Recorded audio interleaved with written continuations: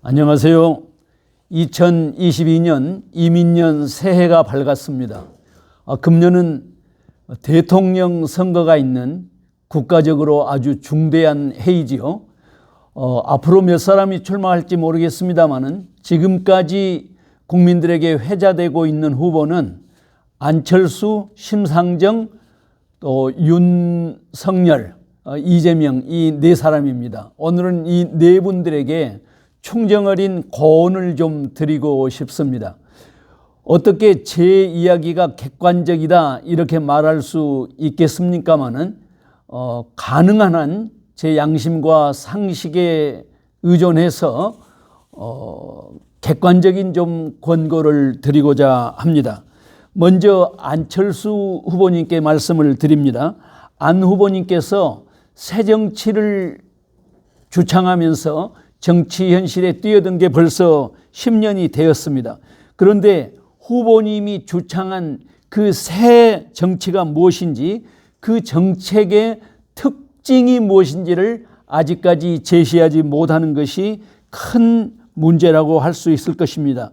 새 정치의 실상을 아주 긍정적으로 평가를 한다면 도덕적으로 좀 깨끗한 정치 혹은 합리적인 보수 이런 것이 될 것 같습니다. 합리적인 보수가 먹혀 들어가는 것이 오늘날 우리 한국교회의 한국 정치의 현실이라는 것을 생각하면은 굉장히 그럴듯한 그런 이야기입니다. 기존의 보수 정당은 보수라기보다는 수구라는 평가가 지배적이기 때문입니다. 그러므로 안 후보님의 정치 생명은 일편단심으로 합리적 보수성을 지향하는 것입니다. 지금 윤석열 후보의 지지율이 조금 떨어지면서 안철수와의 단일화가 화두가 되어 있지요. 안철수로 단일화될 가능성은 거의 전무합니다. 이 부분에서 착각해서는 안 될 것입니다. 정치적 노선이 거의 동일하기 때문에 단일화가 되어도 소위 연정이라는 것은 불가능합니다. 기껏해야 통합정부의 명분으로 국무총리 정도의 자리를 양보할까요? 짧으면 6개월, 길면 1년일 텐데 그 자리에 있는 게 무슨 의미가 있겠습니까? 그런가 하면 6월 지방정부 단체장 선거 때 두세 개의 광역 단체장 양보를 얻을 수 있을 텐데 수구 정권 하에서 광역 단체장 두세 석 얻는 것이 무슨 의미가 있겠습니까? 앞으로 정치사의 주역이 되려면 단일화라는 말은 꺼내지도 말아야 할 것입니다. 일편단심으로 깨끗한 정치, 합리적 보수 정당을 향해 뚜벅뚜벅 걸어가십시오. 이번에 수구 보수 세력이 정권 탈환에 실패하면 그때가 바로 수구 세력이 괴멸되고 새로운 보수, 합리적 보수 정당이 탄생될 절호의 기회가 올 것입니다. 그때를 대비한다면 성공입니다. 마지막으로 한 가지 부탁은 그때가 와도 나는 한국 민주정치의 성장을 위해서 헌신할 뿐이다. 그때 국민들이 원한다면 대통령 후보가 될 수도 있다. 이런 열려진 자세로 헌신해야 할 것입니다. 지금처럼 소통이 잘 안 되는 지도자의 이미지로는 새로운 시대를 막기가 어렵다는 것을 명심해야 할 것입니다. 심상정 후보님께 말씀드립니다. 평생을 진보 정치의 상징적 인물로 존경받아온 인물인데 심상정 후보가 안철수 후보보다도 국민의 지지를 받지 못하고 있다는 것 사실 자체가 참 심히 부끄러운 일입니다. 아직도 국민들이 진실을 알아주지 못한다고 푸념하고 계신다면 스스로 독불장군임을 만천하에 공포하는 것과 다를 바가 없을 것입니다. 듣기로는 심 후보보다도 젊은 당원들이 더 경직되어 있다, 이런 소식도 들립니다. 그게 사실이라면 그들은 일찍이 상당한 진보 세력을 국회에 진출시켜 주었던 국민들 앞에 섰고 대조해야 할 당사자들입니다. 권영길, 노회찬 의원들께서 애써 세워온 그런 전통마저 흔드는 사람들이라고 역사는 기억할 것입니다. 정의당은 결코 민주당과 감정적 대립각을 세워서는 안 됩니다. 민주당과 정책적 차이를 세심하게 파고드는 그런 정치적인 열망이 있어야 합니다.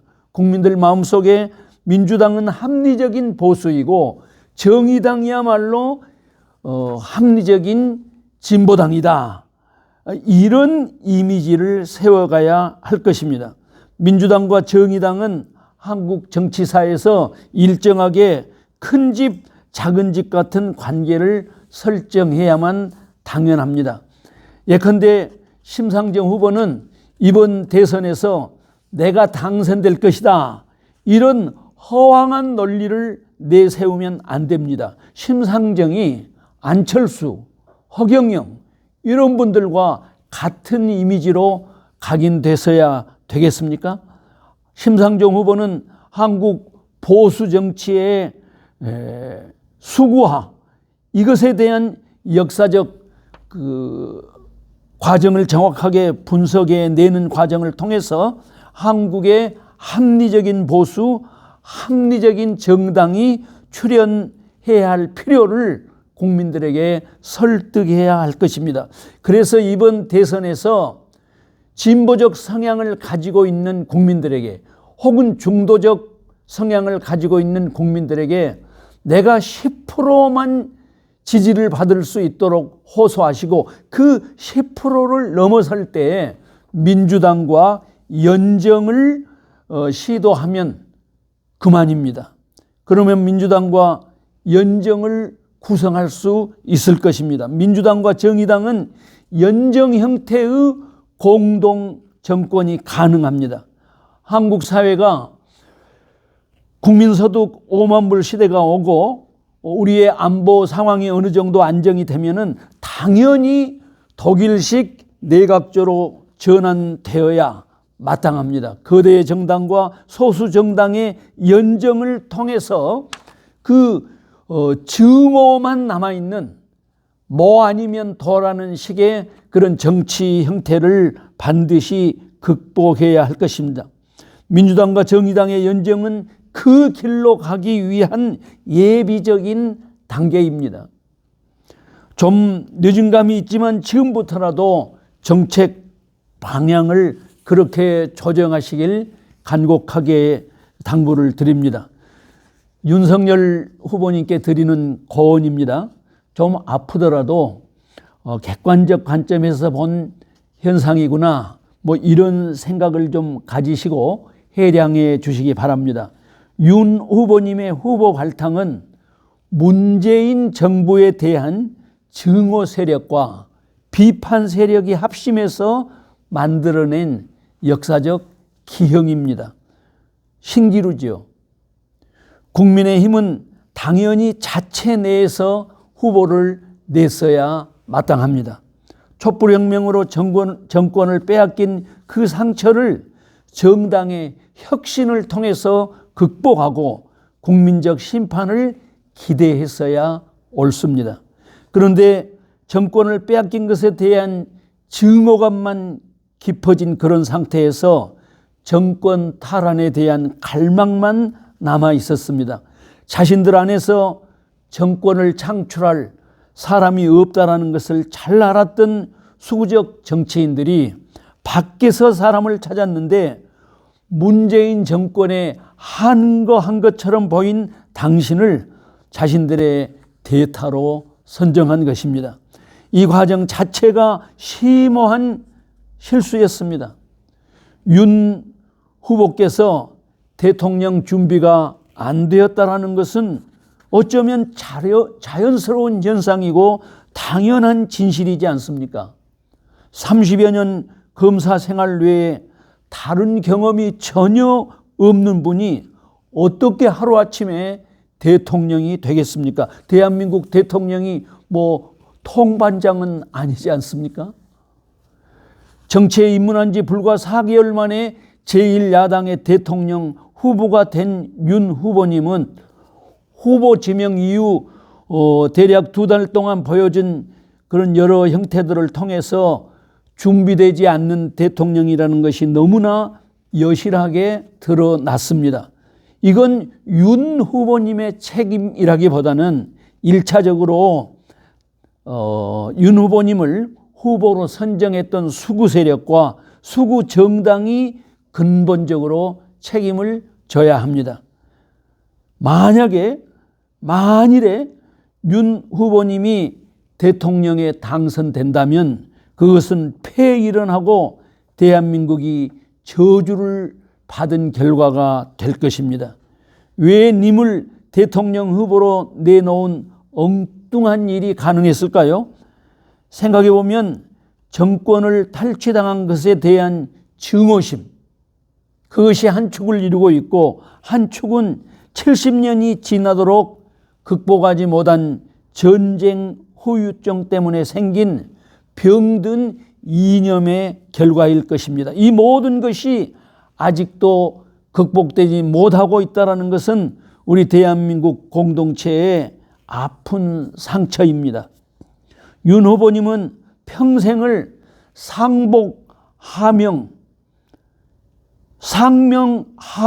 상명하복을 생명처럼 여긴 그 검찰 문화에서 자랐습니다. 정치는 평등한 사회에서 상호 다른 집단 간의 다름을 소통을 통해서 조정하는 기술입니다.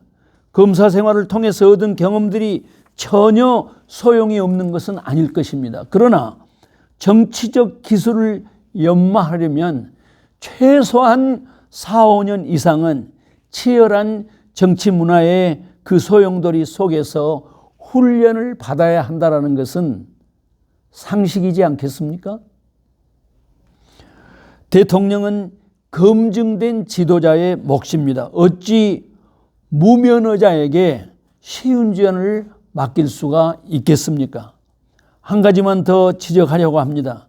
대통령 부인은 대통령과 더불어 주요한 국정을 담당하는 자리입니다. 소위 국무론과는 아무 관계가 없는 아주 중요한 상징적 자리입니다. 그런데 김건희님의 인생 경력은 도저히 그 자리를 감당할 수가 없습니다. 개인적으로 완전히 다른 인생을 살아갈 수 있는 가능성과 그런 공간은 완전하게 열려 있는 것이죠. 그러나 대통령 부인이라는 공직 수행은 불가능합니다. 그래서 김건희님의 사과가 진실한 것이냐 과장된 것이냐, 이것은 문제의 핵심을 벗어난 논리입니다. 인간적으로 참 아픈 이야기여서 죄송합니다. 공직자의 위치에 대한 근본적 성찰이라는 것을 생각하시고 해량해 주시면 감사하겠습니다. 마지막으로 이재명 후보님께 드리는 권고입니다. 정권 교체에 대한 여론이 60% 가까운 이런 현실에서 문재인 정부와의 관계 설정 어떻게 해야 하는가, 이것이 아마 가장 큰 후보의 고민일 것입니다. 이 문제를 해결하기 위한 중요한 전제가 있습니다. 문재인 정권은 촛불혁명으로 세워진 혁명 정권입니다. 문재인 정권이 촛불의 여망을 얼마만큼 잘 감당했는가, 이 문제를 정확하게 진단하고 인식해야 합니다. 2017년 5월에 세워진 문재인 정권은 2018년 지방자치단체장 선거에서 승리했지요. 2020년 총선에서 압승을 거두었습니다. 그러니까 문재인 정부 3년까지는 성공한 정권이었습니다. 그러다가 2021년 4월 불과 1년 후 부산 서울시장 보궐선거에서 참패를 당했습니다. 참패의 원인이 단순 명료했습니다. 서울 지역 집값이 미친 듯 폭등했던 것이 한 60%, 서울시장 부산시장의 실수가 한 20%, 기타가 한 20%입니다. 평가의 비율이 좀 다른 것은 뭐 문제될 것 없지요. 분명한 것은 부동산 정책의 실패가 가장 중요한 원인이었습니다. 진단이 분명하면 처방도 분명해집니다. 문재인 정부가 전방위적으로 실패한 정부가 결코 아닙니다. 실패의 핵심을 붙잡고 철저하게 반성하고 치유책을 내놓으면 그만입니다. 문재인 정권의 핵심 지지자들이 아직도 이재명 후보를 전폭적으로 지지하지 않고 있는 현상을 정확하게 이해해야 합니다. 문재인 정부의 실책을 구체적으로 비판하고 개선책을 내놓되 문재인 정부를 실패한 정부로 규정한 듯한 인상을 주는 것은 금물이라는 것을 명심하셔야 합니다. 특별히 평화통일에 대한 문재인 대통령의 그 열망과 헌신을 과소평가하는 것은 대통령의 영린을 거스린다라는 것을 명심하시기 바랍니다. 문재인 정권에 대한 비판은 용납이 되지만 문재인 대통령과 그 지지자들을 화나게 해서는 아니 됩니다. 후보의 연설 중에 현재 우리나라가 처해 있는 위기를 강조하는 경우가 많이 있는 것을 보았습니다. 옳습니다. 우리나라는 지금 심각한 위기에 처해 있는 게 사실입니다. 그러나 위기만은 아니지 않습니까? 5,000년 역사에 이토록 국운이 상승하고 있던 시절은 결코 없었습니다. 국운 상승과 위기가 공존하고 있는 것입니다. 국운 상승과 위기 무엇을 더 강조해야 되겠습니까? 모든 국민, 모든 정권의 헌신으로 우리는 지금 전례 없는 국운 상승기를 맞고 있다. 그러나 위기도 있다. 국운 상승을 지속하려면 위기가 극복되어야만 한다. 이 중차대한 시기에 준비된 대통령과 정당이 절실히 요구된다. 나 이재명이야말로 민주당이야말로 이미 검증된 대통령 후보요 정당이다. 이렇게 나가야 합니다. 이재명 후보가 그 가혹한 가정 환경을 이겨내고 오늘의 이재명이 된 것은 링컨의 일대를 방불케 하는 아름다움입니다. 그 가혹한 환경을 이겨내는 과정에서 실수했던 그 아픔을 국민들에게 더 낫고 더 진솔한 자세로 호소하고 이해받는 과정이 좀 더 필요할 것 같습니다. 국민들이 이 부분을 이해한다면 당신의 인생 스토리야말로 한국사를 넘어서서 세계사의 아름다운 일이 될 것입니다. 감사합니다.